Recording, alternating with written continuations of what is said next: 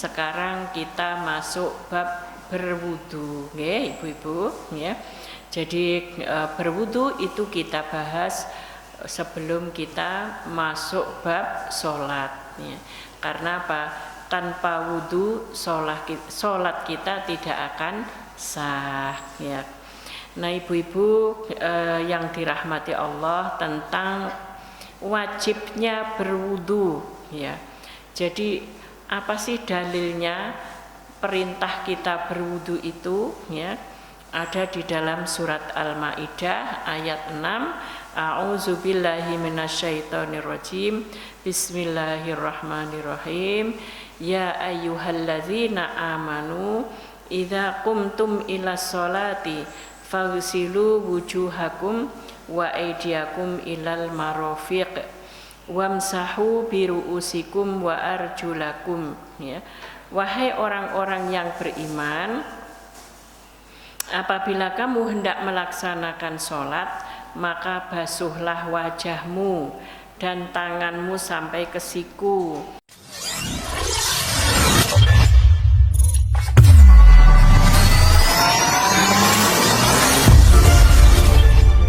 Bismillahirrahmanirrahim. Assalamualaikum warahmatullahi wabarakatuh. Alhamdulillahirabbil alamin.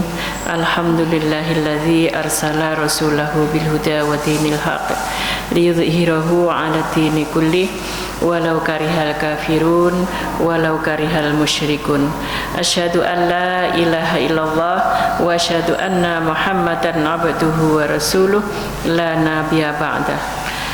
Assalatu wassalamu ala nabiyyina wa habibina wa qudwatina Rasulullah Muhammad sallallahu alaihi wasallam wa ala alihi wa ala ashabihi wa ala man tabi'a bidakwatihi ila yaumiddin, amma ba'du. Alhamdulillah ibu-ibu yang dirahmati Allah, pada sore hari ini kita bisa bertemu kembali dalam keadaan sehat walafiat, tidak ada halangan suatu apapun ya. Sebelumnya mohon maaf ibu-ibu nggih, terlambat 10 menit nggih, nyun ngapunten ya, karena hari ini kebetulan ada 2 kali ya, jadi agak kesusu. Okay. Ibu-ibu yang dirahmati Allah, kita lanjutkan nggih ngaji fikih kita. Ini masih bab toharoh. Nah, kemudian kemarin tentang sunnah-sunnah fitriyah, insya Allah sudah kita bahas dan sudah selesai. Sekarang kita masuk bab berwudu, ya ibu-ibu ya. Jadi berwudu itu kita bahas sebelum kita masuk bab sholat ya. Karena apa? Tanpa wudu sholat kita tidak akan sah ya. Nah ibu-ibu yang dirahmati Allah, tentang wajibnya berwudu ya. Jadi apa sih dalilnya perintah kita berwudu itu ya? Ada di dalam surat Al-Maidah ayat 6. A'udzubillahi minasyaitonirrajim. Bismillahirrahmanirrahim. Ya ayyuhalladzina amanu idza qumtum ilas sholati faghsilu wujuhakum wa aydiyakum ilal marafiq wamsahu biru'usikum wa arjulakum ya.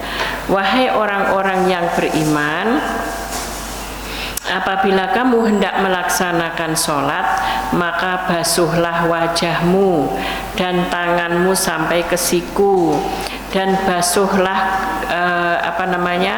kepalamu ya, usaplah kepalamu, dan basuh kedua kakimu sampai kedua mata kaki. Ini dalilnya.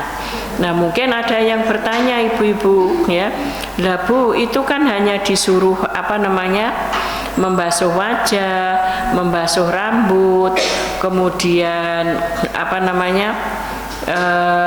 kedua kaki sampai mata kaki.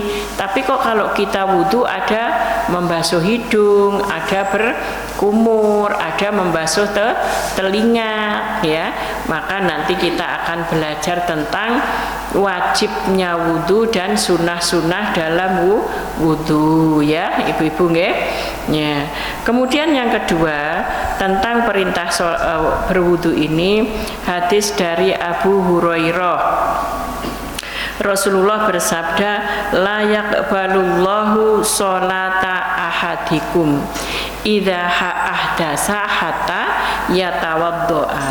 Allah itu tidak akan menerima sholat salah seorang di antara kalian apabila kalian itu berhadas sampai kalian itu berwudu, ya. Makanya ibu-ibu, wudu ini juga sangat penting untuk kita pelajari, ya.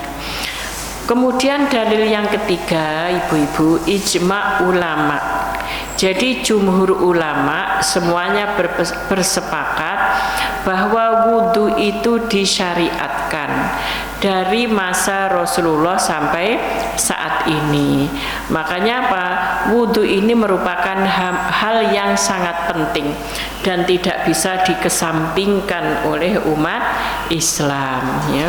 Jadi ibu-ibu, luar biasa, ya, amalan wudhu ini mengajarkan kaum muslimin itu untuk senantiasa bersih, baik lahir maupun batin. Jadi Islam juga bukan agama kebatinan, ya Bu, ya. Sing penting resik atine juga bukan. Islam juga bukan agama dohiriyah. Sing penting nampak njobone juga bukan. Islam adalah agama yang menjaga kebersihan, kesucian lahir dan batin. Makanya apa? Ini nyun sewu, gak hanya masalah wudhu. Kadang-kadang ada ibu-ibu ki sing ora kersa nutup aurat. Alasane apa? Dadi wong ki sing penting batine, ya. Jabone ditutupono lek jerone rusak, ya. Itu tidak mending dua-duanya. Nggih. Sing mending ya sik mending tok jerone rusak tapi jabone ditutupi. Nah daripada dua-duanya rusak, ya.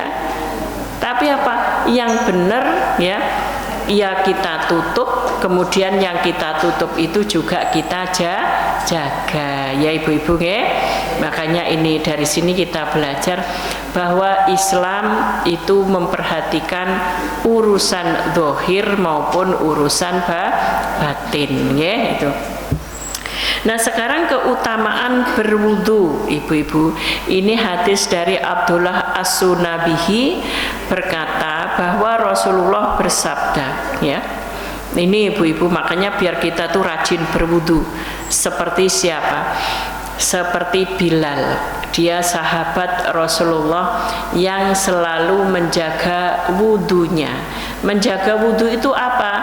Maksudnya Bilal itu, bayangkan ibu-ibu, Bilal itu hidup di daerah yang sulit air. Tapi beliau kalau batal itu langsung berwudu. Batal itu langsung berwudu. Sampai apa? Ketika terompahnya itu terdengar di surga. Ketika Rasulullah Isra, ya, ketika Rasulullah Mi'raj itu, Rasulullah mendengar suara sandalnya Bilal itu ada di surga, ya. Suarane napa Bu, langkai, ya. Suarane sandal itu ada di surga. Setelah ditanya oleh Rasulullah, amalan apa yang kamu kerjakan wahai Bilal, ya. Ternyata Bilal selalu menjaga wudunya dan beliau menyempurnakan dengan sholat, ya, syukrul wudu. Nah itu saja loh Bu. Wis dicicil napa sandale mlebu swarga dhisik. Nggih ta? Berarti apa ibu-ibu? Wudu itu termasuk yang amalan yang luar biasa. Makanya boleh kita sekali-kali jajalah, aku mau program sehari ini menjaga wudu ya itu. Kadang-kala kalau wis sepuh rada kangelan nggih. Kesel lho Bu Bunti ya. Wis bolak-balik ya bocor ae. Kita yang penting ada cita-cita nggih Bu nggih gitu. Jadi Rasulullah bersabda, "Idza tawaddu'al 'abdul mu'minu," ya, jadi seorang mukmin apabila seorang mukmin itu berwudu, famat madha ya, kemudian dia berkumur ya, maka kharajatil khotoya min fihi. Ketika dia berkumur, maka akan keluar dosa-dosanya itu dari mulutnya. Itu kalau seorang mukmin berkumur. Ini dalilnya wudu itu seperti saat ini ya Bu ya. Kita mencuci tangan, membaca bismillah, kemudian kita berkumur. Jadi kita membayangkan betapa bersihnya seorang mukmin. Kita wudu saja dosa-dosa kita sudah banyak berkurang. Apalagi nanti kemudian kita sempurnakan dengan sholat.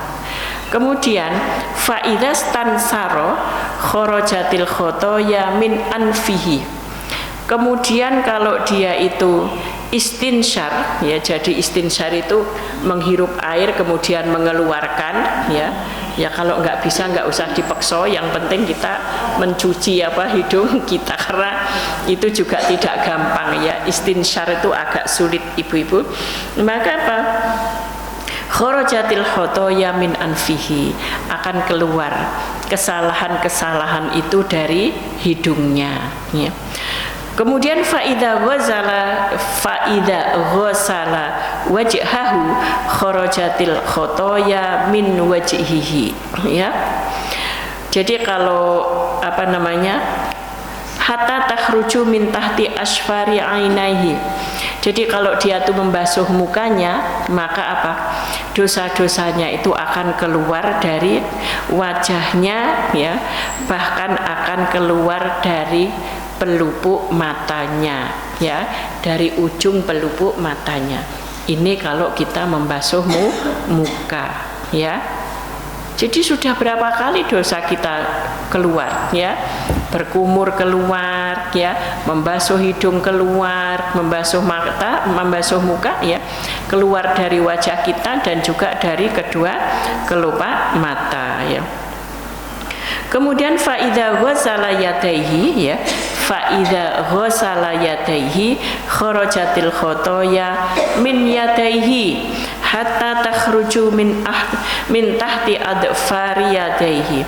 Kalau dia membasuh kedua belah tangannya, maka akan keluar dosa-dosanya itu dari kedua tangannya sampai dari bawah kukunya ya. Ini kalau membasuh tangan. Kemudian faida masaha bi ra'sihi kharajatil khotoya min ra'sihi ya, hatta takhruju min uzunaihi. Jadi kalau dia itu sedang membasuh rambutnya, maka dosa-dosa itu akan keluar lewat rambutnya sampai keluar lewat kedua telinganya ya. Kemudian faida ghasala rijlaihi. Sekarang kalau seorang mukmin itu membasuh kedua kakinya, maka kharajatil khotoya min rijlaihi ya, akan keluar itu dari kedua kakinya, hatta takhruju min tahti adfari rijlaihi, sampai dosa-dosanya itu akan keluar dari bawah kuku-kuku yang ada di kedua kakinya ya. Ini ibu-ibu ya, ini keutamaan orang yang berwudu. Makanya sangat beruntung menjadi seorang mukmin. Sebenarnya menjadi seorang mukmin itu sangat berpotensi kita menghadap Allah itu dalam keadaan bersih dari dosa. Selama kita tidak melakukan dosa-dosa besar yang sulit untuk diampuni, atau dosa-dosa besar yang taubatnya diterima kalau pakai kafarat, pakai denda, atau pakai kalau pidana gitu pakai hukuman. Bayangkan ibu-ibu ini dari wudhu, ya enggak? Dari wudhu tadi pertama ya kita berkumur, keluar dari lisan, dari hidung, dari muka, rambut dan lain sebagainya. Itu belum, ini masih berwudhu. Kemudian apa? Sumakana masyatuhu ilal masjid. Kemudian setelah itu dia jalan ke masjid. Maka di situ apa? Kita sholat. Itu kata Rasulullah, sholat yang wajib 5 kali itu seperti kita mandi 5 kali. Rasulullah mengatakan betapa bersihnya seseorang yang mandi sehari 5 kali. Nah demikian juga dosa kita. Makanya ibu-ibu, ya kalau kita ingin sekali menghadap Allah dalam keadaan bersih, maka apa? Dijaga wudhunya, ya, dijaga sholatnya, hindarkan diri dari dosa-dosa besar, ya, dari dosa-dosa yang diampuninya itu kita perlu taubatan khusus. Kita perlu kafarat, perlu denda, ya, perlu ada hal-hal yang harus kita lakukan. Itu dosa besar. Contohnya apa? Ya berzina, mencuri, kemudian hutang tidak dibayar. Ini contoh-contoh dosa-dosa yang nanti apa? Nyerimpeti kita nanti di akhirat, ya. Nggak bisa terhapus dengan wudhu saja, nggak bisa terhapus dengan sholat, kecuali taubatan nasuha, ya. Ini ibu-ibu. Kemudian yang kedua, keutamaan wudhu yang kedua, ya. Ini Rasulullah bersabda, hadis dari Anas, innal khoslatas solihata, ya, takunu fir rajuli, ya, sesungguhnya ya kesempurnaan amal itu akan terjadi pada seseorang, yuslihullahu biha amaluhu, ya. Jadi Allah akan menyempurnakan seluruh amal seseorang yang memiliki tabiat baik itu dengan tabiatnya. Ini juga bisa difahami ibu-ibu. Ada hadis yang lain, Allah itu akan mewafatkan seseorang sesuai dengan kebiasaannya, ya. Makanya mari kita jaga ibu-ibu, ya, kebiasaan yang baik. Jangan sampai nauzubillah kayak di media-media, ya, ada orang sudah 50 tahun, ya, nauzubillah meninggalnya di tempat seperti itu, ya, dengan orang seperti itu. Ada kan ya Bu berita-berita seperti itu? Itu kenapa? Itulah Allah mematikan seseorang sesuai dengan kebiasaannya. Tapi kadang juga kita melihat orang-orang, ya Allah, ya, yang wafatnya tuh enak banget, di tempat yang baik, kondisi yang terpuji, ya. Tetangga saya itu orangnya baik banget, ya, baru wafat kira-kira 5 hari yang lalu. Beliau tidak sakit parah, tidak ini, ya. Itu beliau akan sholat maghrib. Beliau wafat dalam kondisi mau pakai mukena, jadi mukena itu sampai di sini, ya. Belum belum sampai beliau pakai sampai kepala. Jadi mukenanya sampai sini. Itu beliau sudah jatuh, ya, wafatnya dalam kondisi hari Senin, ya. Suaminya mau buka puasa, beliau mau sholat maghrib, ya, wafatnya. Jadi apa? Kita lihat zahiriyahnya memang beliau orang baik, ya, tapi apa? Wafatnya juga dalam keadaan baik, ya. Ya walaupun tentu bikin shock, ya Bu, ya, seluruh keluarga, ya.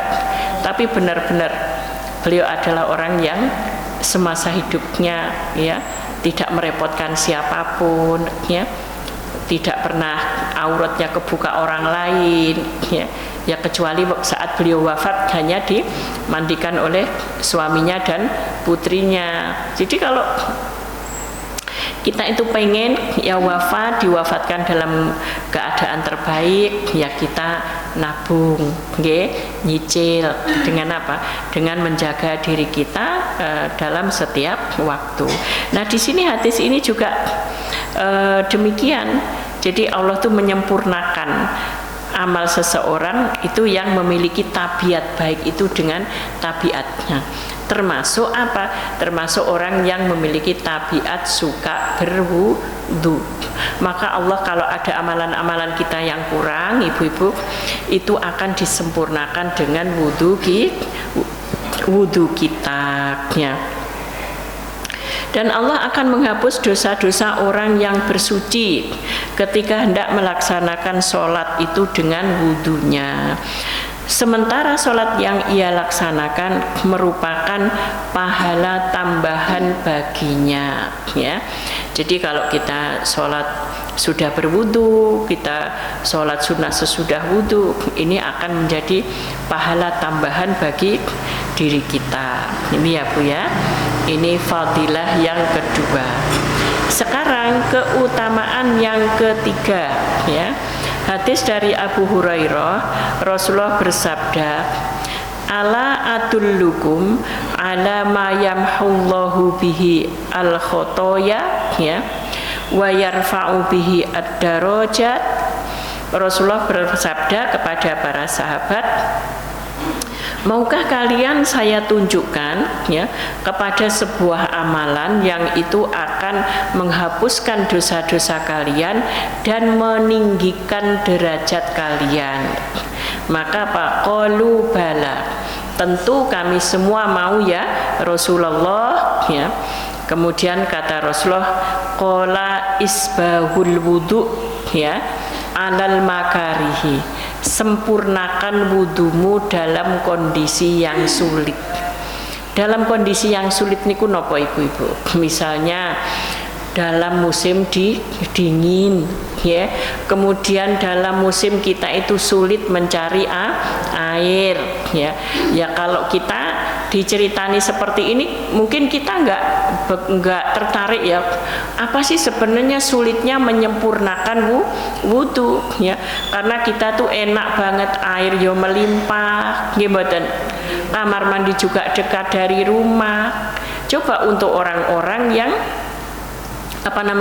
hidup di daerah dingin ya, yang sangat-sangat dingin ya, kita itu kadang menyentuh air saja sangat ngeri. Nah di sini apa? Allah tuh akan meninggikan derajat orang-orang yang berwudu sempurna kemudian dalam keadaan sulit ya. Kemudian yang kedua ibu-ibu yang meninggikan derajat seseorang itu adalah wakasrotul khuto ilal masajid, memperbanyak langkah ke masjid. Oke, terutama untuk siapa ibu-ibu? Untuk bapak-bapak. Ada sahabat Rasulullah itu yang rumahnya di ujung kota Madinah, di paling pinggir ya. Kemudian beliau matur ke Rasulullah, ya Rasulullah, bagaimana kalau aku pindah rumah yang dekat dengan masjid? Maka apa kata Rasulullah? Diberitahu ya, semakin jauh rumahmu, semakin banyak langkahmu, maka apa? Akan semakin banyak pahalanya, akan semakin ditinggikan derajatnya oleh Allah ya. Ini ya. Kemudian wantidharus shalah ba'da shalah, yaitu menunggu waktu sholat setelah sholat ya. Fadzalikumur ribat ya. Maka apa? Jadi yang sedemikian itu adalah sebuah keberuntungan. Saya ingat ibu-ibu almarhum Koh Stephen ya. Jadi Koh Stephen itu beliau yang dijadikan dalam hidupnya, beliau mengatakan kenapa hidup ini begitu indah, karena beliau menjadikan hari-hariku adalah aku selalu menunggu sholat setelah sholat ya. Sayang beliau dipanggil Allah dalam usia masih yang sangat muda ya. Ini jadi kita bisa belajar dari setiap orang itu bisa punya amalan-amalan khusus okay? Untuk mendekatkan diri kita itu kepada Allah. Ibu-ibu boleh pilih yang mana ya.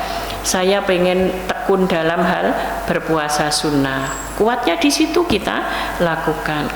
Saya ingin orang yang tekun dalam tilawah Al-Quran. Di situ kita lakukan, ya. Saya ingin menjadi orang yang tekun di dalam menjaga wudhu. Silahkan itu dilakukan, ya. Karena apa? Dengan amalan-amalan tadi apa? Allah itu akan menghapus dosa kita, ya. Kemudian meninggikan derajat kita dan syukur-syukur kita nanti diwafatkan oleh Allah itu dalam kebiasaan baik yang kita lakukan, ya. Jadi ini ibu-ibu ya, yang menghapuskan dosa-dosa, kemudian meninggikan derajat. Ini apa? Pertama adalah menyempurnakan wudhu. Fil makar itu di waktu sulit, ya. Jadi dulu saya punya mbah itu, ya Allah, rekoso Bu, rekoso, tapi beliau tuh selalu qiyamul lail. Ini kalau mau sholat malam itu bawa air itu pakai timbo, ya. Itu dari Belik, ya. Belik itu kan di sungai Bu, jauh, ya. Itu posisinya rumahnya di atas, Beliknya di bawah. Jadi kalau maghrib itu bawa air itu jalan gini zigzag gini, ya. Itu gitu sampai baru sampai rumah. Itu untuk apa? Untuk bisa qiyamul lail. Itu yang saya ingat dari Mbah Putri saya, dan insya Allah saya tuh menyaksikan beliau husnul khotimah, ya. Ini apa? Beliau tidak punya utang sholat, ya. Jadi waktu itu beliau jam 11 sholat. Ditanya ibu saya, Mbak itu sholat nopo? Sholat luhur. Kemudian ibu saya bilang, Mbah niki dereng manjing loh, ya, karena memang belum azan, ya. Nah setelah itu beliau jam 2 itu minta lagi diantar wudhu ke kamar mandi yang di luar. Tidak ada kamar mandi di dalam, ya. Kamar mandi di luar, ya. Kemudian dia mau pup, disuruh pup di halaman tuh nggak mau, kata anaknya, Mbak teng mriku emang kula nggak mau. Beliau tetap pup di kamar mandi dan bersih, ya. Kemudian wudhu, ya, karena undak-undaknya tinggi, itu beliau itu lama sekali duduk di undak-undakan.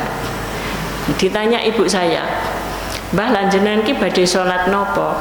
Arep salat luhur. Lah ibu saya tuh lek nyauri, lah mau salat dulu Mbah. Padahal ibu saya juga yang ngomong tadi belum mancing. Itu masih bagus ingatannya. Kata mbak saya, Pak, lah jerekmu urung mancing. Ya. Itu lama di situ beberapa menit. Kemudian merasa kuat, beliau berdiri, ya, dan minta diantar ke dalam rumah. Jadi baru beberapa langkah beliau jalan itulah beliau jatuh kemudian wafat, ya. Itu wafatnya seperti itu, ya. Jadi saya ingat mungkin mbah saya ini apa sangat menjaga qiyamul lailnya, sholatnya, ya, sholat duha, sholat malam, ya, itu sangat dijaga. Dan catatan buat saya apa? Sholatnya rekoso, okay? Rekosonya tadi apa Bu? Bawa timbo, ya. Bawa timbo. Loh Bu, kok nggak bikin sumur, bikin apa? Sumur tuh sulit, ya. Berpuluh-puluh meter baru keluar air. Satu-satunya ngandal nih Belik, ya, yang ada di sungai, ya. Itu ibu-ibu, ya. Jadi menjaga wudhu, ya, memperbanyak langkah ke masjid, ya. Untuk perempuan-perempuan Indonesia insya Allah aman kalau kita ke masjid. Jadi kita boleh dua-duanya. Kalau ada suami yang melarang istrinya tidak boleh ke masjid, ya tidak usah ke masjid, ya. Tapi Rasulullah pernah mengingatkan sahabat, jangan kamu larang istrimu ke masjid. Tapi mungkin kalau dalam kondisi tertentu ada suami yang tidak boleh suami istrinya ke masjid, ya tidak usah ke masjid, ya. Itu. Nah, kemudian itu tadi, ya ibu-ibu, ya. 3 hal yang akan meninggikan derajat kita, ya. Kita sangat ingin ibu-ibu, ya, kedudukan kita itu ditinggikan oleh Allah, ya, ditinggikan di dunia maupun di akhirat. Di dunia itu apa Bu derajat yang tinggi? Derajat yang tinggi di dunia ini adalah salah satunya kita dijauhkan dari maksiat dan dimudahkan untuk melakukan ketaatan. Jadi jangan selalu kita pahami derajat itu pangkat, ya, kedudukan, harta yang banyak, bukan itu. Tapi derajat ini adalah kemuliaan. Ya tadi indikasinya dijauhkan dari kemaksiatan, dimudahkan untuk taat. Ya. Karena kadang menjauhi maksiat itu kadang-kala juga tidak mudah. Ya. Melakukan ketaatan kadang-kala juga tidak mudah. Ya. Nah kemudian sekarang ibu-ibu, keutamaan yang selanjutnya ini masih berkenaan dengan wudhu, ya. Rasulullah pernah pergi ke sebuah makam, ya, jadi ke kuburan, ya. Rasulullah itu sering juga berziarah kubur. Kemudian Rasulullah membaca doa, Assalamualaikum daro qaumim mu'minin, ya, salam sejahtera wahai orang-orang mukmin yang berkumpul. Wa inna insyaallahu bikum lahiqun, dan sesungguhnya insyaallah, ya, kami ini adalah orang-orang yang akan menyusul, ya. Pasti ya Bu, ya, kita akan menyusul saudara-saudara kita yang ada di alam kubur, ya. Kemudian waditu anna qad ra'aina ikhwanana, ya. Beliau mengatakan, aku senang jika kita bisa bertemu dengan saudara-saudara kita, ya. Ini kata Rasulullah, ya. Nah, para sahabat menjawab, ya. Mereka mengatakan, awalasna ikhwanaka ya Rasulullah, ya. Rasulullah ini aneh gitu, ya, di dalam kubur, tapi beliau mengatakan anna qad ra'aina ikhwanana, ya, jadi aku senang karena bertemu dengan saudara-saudaraku. Sehingga para sahabat bertanya, ya Rasulullah, bukankah teman Anda itu adalah kami ini, ya. Ya. Kemudian para sahabat bertanya, kaifa ta'rifu walam ya'ti ba'du min ummatika, ya. Bagaimana engkau bisa tahu, ya, orang-orang yang masih belum tiba dari umatmu ya Rasulullah, ya. Jadi kan ada umat yang akan datang yang Rasulullah belum pernah ketemu, yang Rasulullah belum pernah berjumpa, ya. Kemudian kata Rasulullah, aro'aita lau anna rajulan lahu khailun hurrun muhajjalatun bainal dohroi khailin, ya. Jadi ini Rasulullah mengatakan, ya, apa pendapatmu ketika ada seorang lelaki yang memiliki kuda putih cemerlang di antara kuda-kuda yang hitam. Jadi ini Rasulullah memberikan perumpamaan. Apa menurutmu kalau ada orang punya kuda warnanya putih cerah, putih cemerlang, kata Rasulullah. Kemudian kuda itu berada di antara kerumunan kuda-kuda yang hitam, ya. Maka apa yang terjadi? Pasti orang itu akan sangat mudah untuk mengenali kudanya, ya. Maka apa kata Rasulullah? Seperti itu nanti umatku.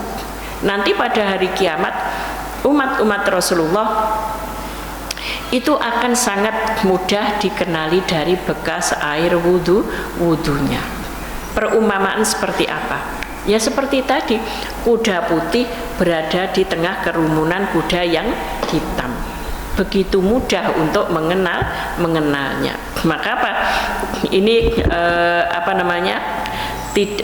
agar kita itu tidak meremehkan wudhu, ya. Betapa mulia amalan wudhu ini, ya. Kemudian para sahabat masih bertanya, Rasulullah berkata, fa innahum ya'tuhurun ya, muhajjalina minal wudu. Jadi nanti umatnya Rasulullah itu akan datang sendirian ya, kemudian nampak dari air wudunya ya. Kemudian aku akan menggiring mereka ke telaga ya, dan orang-orang ini akan digiring menuju telagaku seperti unta-unta yang tersesat digiring. Kemudian Rasulullah mengatakan, aku berkata, datanglah kemari ya, datanglah kemari. Jadi nanti orang-orang yang berwudu itu, ibu-ibu itu akan digiring untuk menuju telaga Rasulullah ya. Ini hikmahnya berwudu seperti ini ya. Ternyata tidak apa ibu-ibu, tidak tidak seringan yang kita bayangkan pahalanya ya. Mungkin selama ini kita menganggap ya wis wudu ki pokoknya dige memenuhi syaratnya sah untuk memenuhi sahnya syarat sholat ya. Ternyata apa? Kita baru wudu saja pahalanya dan keutamaannya sedemikian besar. Maka apa? Sangat beruntung orang-orang yang mencintai wudu. Seperti siapa? Seperti Bilal bin Robi'ah ya, beliau orang yang menjaga wudu. Makanya boleh ibu-ibu ya, kita itu banyak-banyak berwudu ya, kalau memungkinkan ya. Misalnya perutnya lagi normal ya, kalau tidak normal kan seperti itu ibu ya. Ya, karena apa? Kita tuh enak, apalagi ibu-ibu yang sudah di rumah sudah purna, tidak di kantor ya. Ya mungkin kalau di kantor kadang ribet ya, dadani wedak neh lah, pasang lipstik neh ya. Ya. Ya kalau di rumah ya, ini kita usahakan ya. Coba sekali-kali ya, tidak selalu, tapi misalnya kita buat latihan untuk diri kita. Saya pengen dalam 1 minggu itu sehari 24 jam saya menjaga wudu, misalnya begitu ya. Akan tidur itu juga disunahkan wudu ya. Nah ini apa? Untuk melatih diri kita. Kemudian yang ketiga, ibu-ibu ya, kalau tadi tentang keutamaan wudu ya, yang pertama dalil wudu, yang ketiga adalah keutamaan berwudu. Sekarang tentang fardu wudu. Jadi apa yang menjadi kewajiban-kewajiban dalam berwudu ya, atau juga fardu wudu ini dinamakan rukun wudu. Jadi kalau ada yang salah satu tertinggal, maka apa? Wudunya tidak sah. Yang pertama adalah niat. Jadi niat ini harus ada. Jenengan raup, masuk raup iki ya sak rambute, sak tangane, sak kupinge, sak sikile, tapi tidak ada niat untuk berwudu, maka itu namanya juga bukan berwudu. Jenenge nopo? Yo jenenge raup. Makanya apa? Daripada podo-podo kembloe kita sama-sama pakai air, mending apa? Setiap kali kita menyentuh air, maksudnya mbuh raup, mbuh apa, itu kita apa? Niati untuk berwudu. Setiap selesai kita mandi ya, usahakan kita berwudu. Setelah buang hajat ya, usahakan kita cari tempat kemudian kita berwudu ya. Ini apa? Dan berwudunya pakai niat ya Bu ya.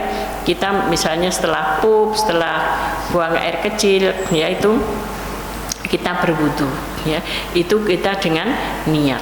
Bayangkan kalau ibu-ibu sehari itu minimal misalnya ya, wudunya 5 kali ya, berapa kali Allah menghapuskan dosa-dosa kita tadi ya, yang lewat lisan kita, lewat hidung, lewat mata, lewat rambut, telinga dan tangan, kuku, kaki dan lain sebagainya ya.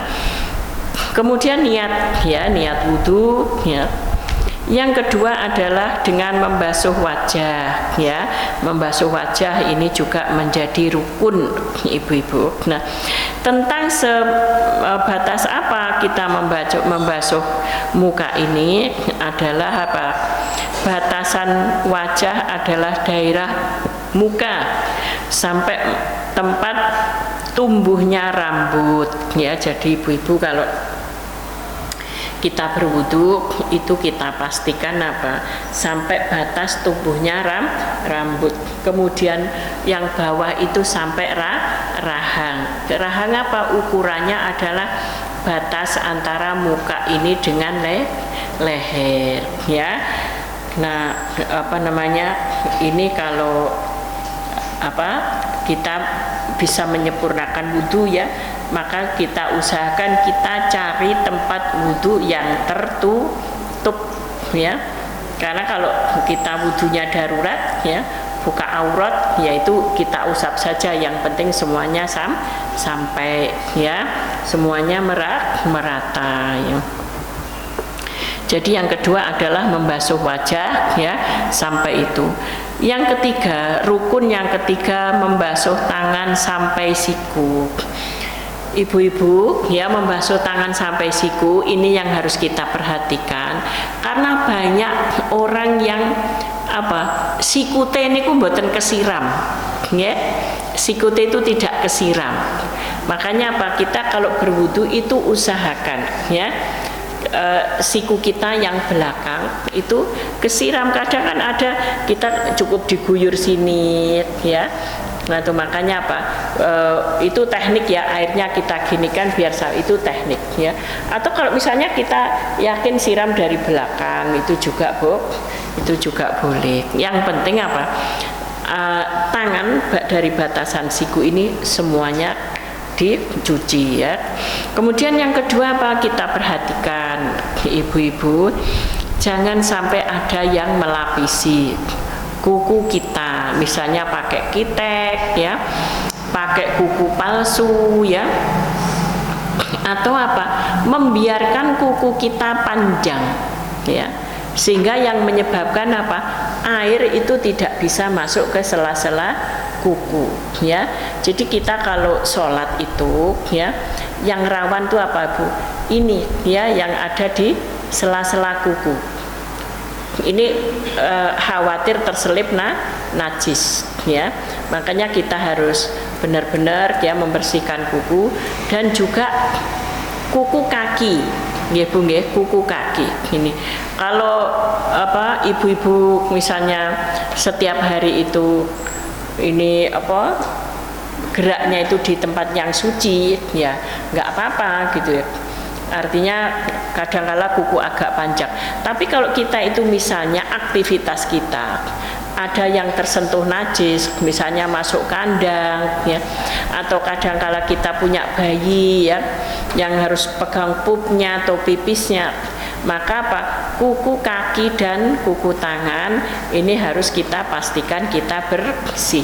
Makanya apa, yang terbaik kita adalah memendekkan kuku, ya, agar mudah kita itu untuk membersihkan. Kecuali kalau kemarin mau kurban misalnya, ya, jadi kalau misalnya besok 1 Muharram, hari ini kita segera membersihkan kuku. Biar apa? Karena kita tidak akan potong kuku itu minimal berapa? Minimal 10 hari. Wilek ndang dibeleh gitu kurbane. Sosok panitia ngenteni ya hari tasyrik yang ke berapa, hari tasyrik yang ketiga, berarti kan 14 hari, ya, itu. Jadi yang masalah tangan seperti itu, ibu-ibu, ya, ini agak lebih harus teliti, ya. Kemudian yang keempat adalah mengusap kepala, ya. Mengusap kepala, ya, ini lebih baik adalah mengusap seluruhnya, ya. Walaupun ada juga, kalau namanya di Bulughul Maram itu nanti mazhab itu ya debatnya macam-macam, Bu, ya. Anak sing dipiyuk-piyuk kunjunge tok, ya. Alasannya apa? Kan kepala, wamsahu biru usikum, wis pokoknya pakai dan macam-macam. Wis kita daripada gak usah debat ngono Bu, ini ben wis wong pinter-pinter ae lah pokoknya. Kita Pak mengusap kepala ya, kalau bisa sampai belakang ya, agar lebih sempurna ya. Kemudian tentang mengusap anggota kepala, Abdullah bin Zaid berkata, Rasulullah mengusap semua kepalanya dengan kedua tangannya, mulai dari ke depan, ke belakang, hingga tengkuk, lalu kembali ke depan. Jenengan nate mirsani bapak-bapak lek nyusap rikmoni sosok kan ngeten. Itu sampai tengkuk di sini, kemudian dikembalikan ke depan. Rasulullah pernah mengusap rambut seperti itu ya.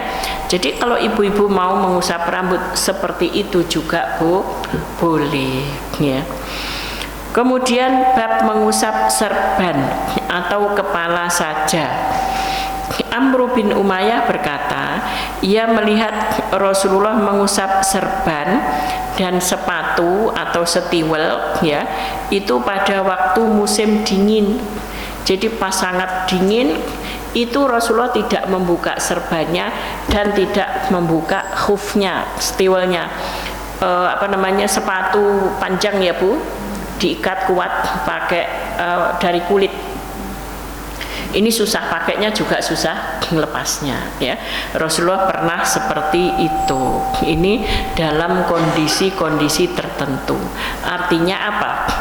Dalam kondisi tertentu boleh seseorang itu tidak mengusap rambutnya tapi mengusap sorbannya. Apa tadi pada waktu misalnya musim dingin, karena dinginnya amat sangat. Mungkin kalau dibuka itu akan membahayakan, sehingga oleh Rasulullah tidak dibuka. Demikian juga sepatu ya. Jadi kalau zaman dulu itu sepatu itu dari kulit ya Bu ya, itu panjang sampai menutupi mata kaki. Itu cara mengikatnya di tali ya, cara pakainya itu di tali. Makanya nggak akan ada tanah ya atau apapun itu masuk ke dalam kaki. Nah itu oleh Rasulullah diusap ya. Kemudian Umar berkata, semoga Allah tidak menyucikan orang yang tidak menganggap sah orang yang mengusap sarban dalam berwudu. Artinya apa? Ini ada orang yang mengatakan gak sah ya wudunya orang yang mengusap serban gitu ya. Maka dibantah oleh Umar, semoga Allah tidak menyucikan orang yang mengatakan seperti tadi. Berarti apa? Orang yang berwudu pada musim dingin kemudian mengusap sorbannya saja itu berarti sah ya. Gitu. Ada banyak hadis yang diriwayatkan oleh Bukhari, Muslim dan para ulama hadis lainnya terkait dengan hal ini ya. Jadi masih banyak hadis-hadis yang memperkuat tentang apa? Bolehnya mengusap surban ya. Tidak perlu membuka ya. Kemudian banyak ulama yang mempraktekannya ya. Mughirah bin Syu'bah berkata bahwa Rasulullah pernah melaksanakan wudu kemudian mengusap kulit kepala dan surban beliau serta kedua sepatu musim dingin, pada waktu musim dingin. Jadi Rasulullah juga pernah mengusap kulit kepala ya, kemudian juga mengusap surbannya. Berarti apa? Ini kan kondisional ya Bu ya. Kalau yang pertama tadi hanya mengusap surban saja, yang ini mengusap kulit kepala dan juga mengusap surban. Berarti apa? Kalau kemungkinan yang pertama tadi dinginnya itu amat sangat ya. Yang kedua mungkin ini dinginnya itu masih bisa ditolerir. Nah, yang kedua ini Rasulullah melaksanakan hadis tadi, isbahul wudu fil makruha, jadi menyempurnakan wudu pada kondisi yang tidak disukai. Nggih, paham nggih Bu nggih? Itu bedanya. Kemudian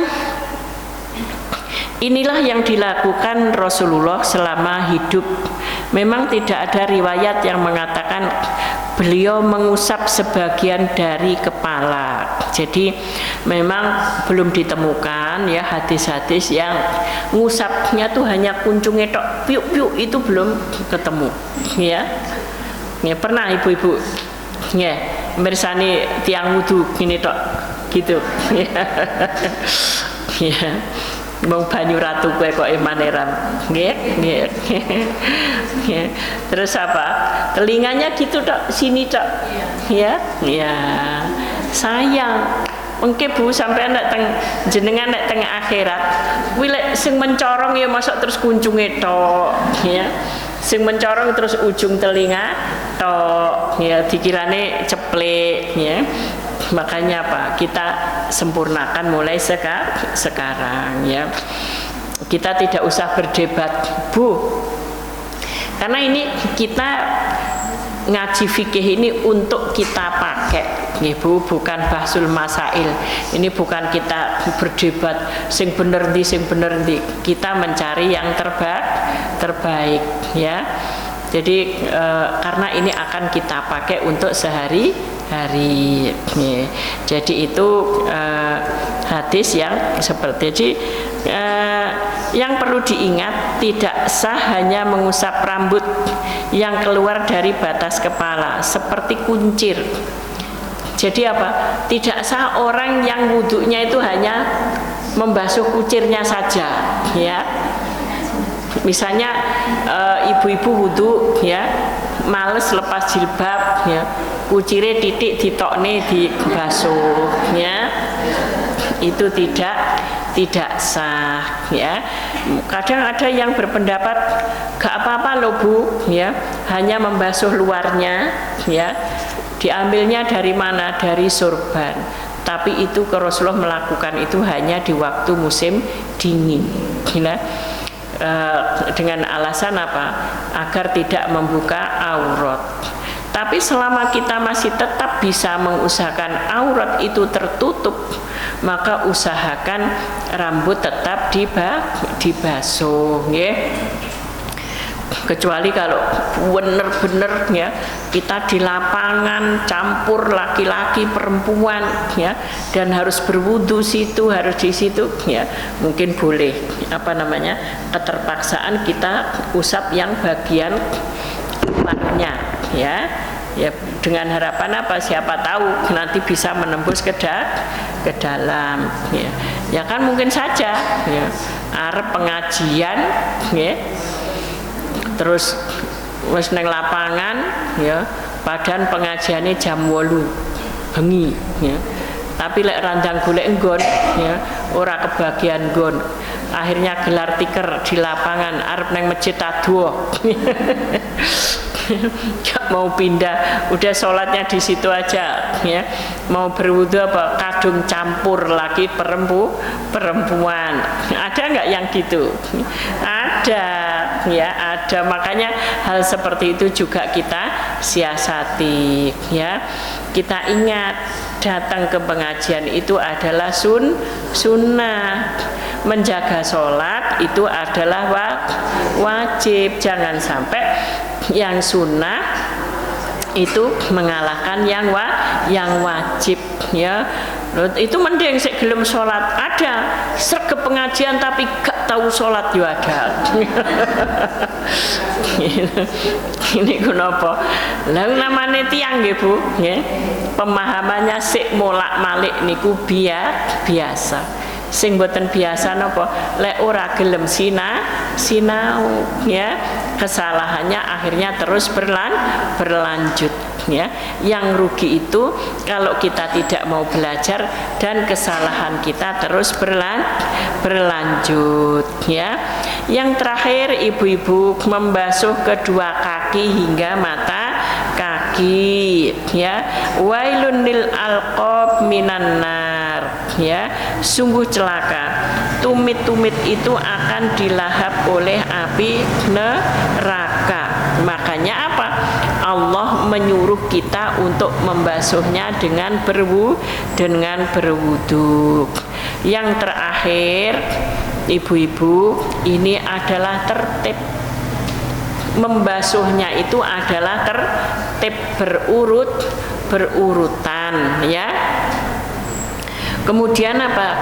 Sebaiknya tidak terlalu lama jaraknya. Contohnya nopo?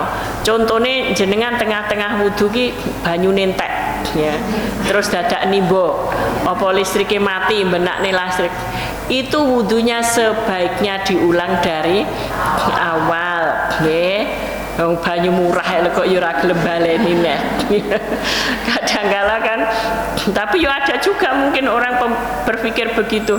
Wis wudu berkumur ya hidung kemudian muka ya tiba-tiba apa? Airnya habis. Bosing nimbon nah bosing dadak menakne kran ya akhirnya dilanjut. Yang seperti itu tidak boleh. Ya jadi harus berurutan dan seketika. Nggih. Insyaallah ngaten nggih ibu-ibu ya. Pelajaran nggih, monggo Bu. Nggih. Terima kasih. Kita habis mandi itu sejarah. Nggih.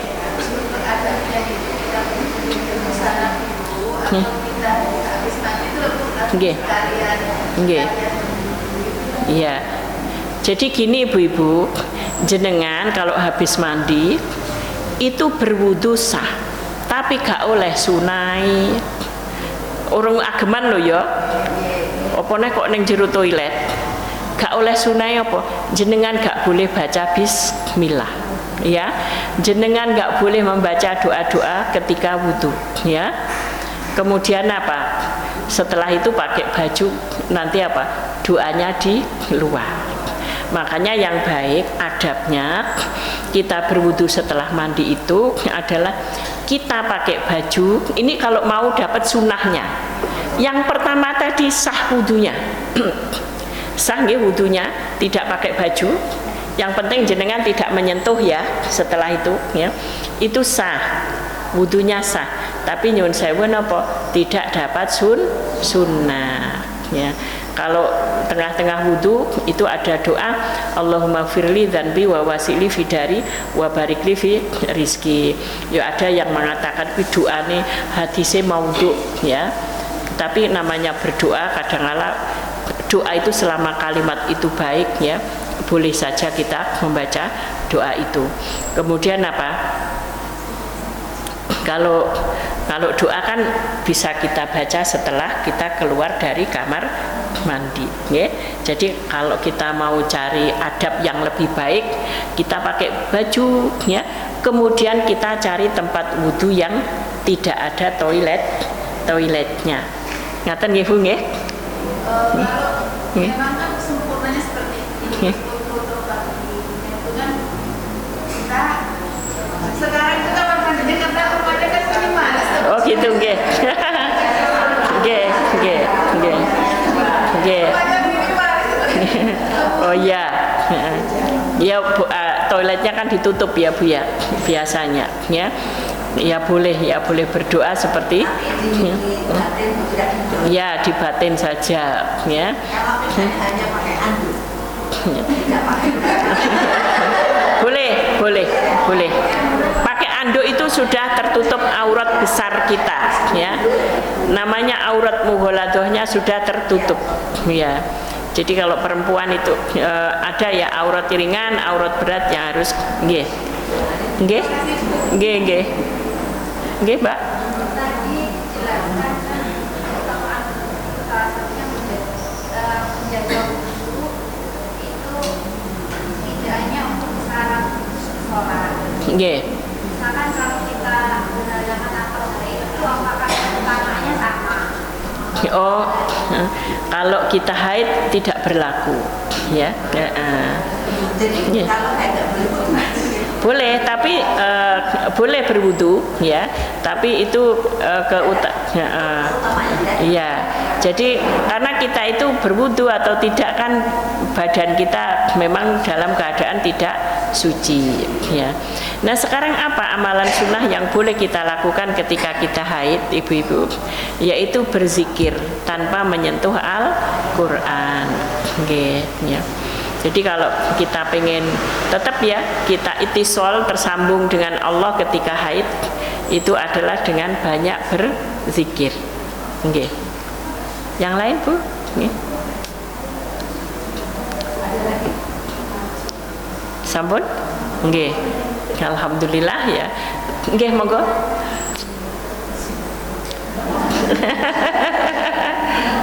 Nggih, monggo.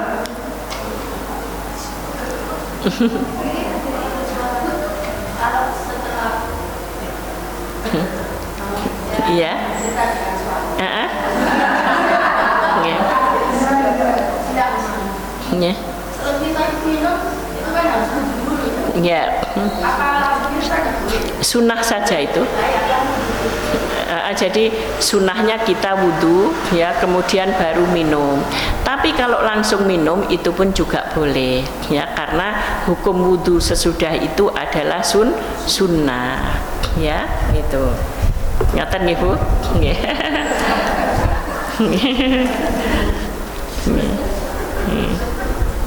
Sampun? Nggih. Kita tutup ibu-ibu nggih. Marilah kita tutup ya. Dari saya cukup sekian. Ada kurang lebihnya mohon maaf. Kita tutup dengan hamdalah dan doa kafaratul majlis. Alhamdulillahirabbil alamin. Subhanakallahumma bihamdika asyhadu an la ilaha illa anta astaghfiruka wa atubu ilaik. Wabillahi taufik wal hidayah. Assalamualaikum warahmatullahi wabarakatuh.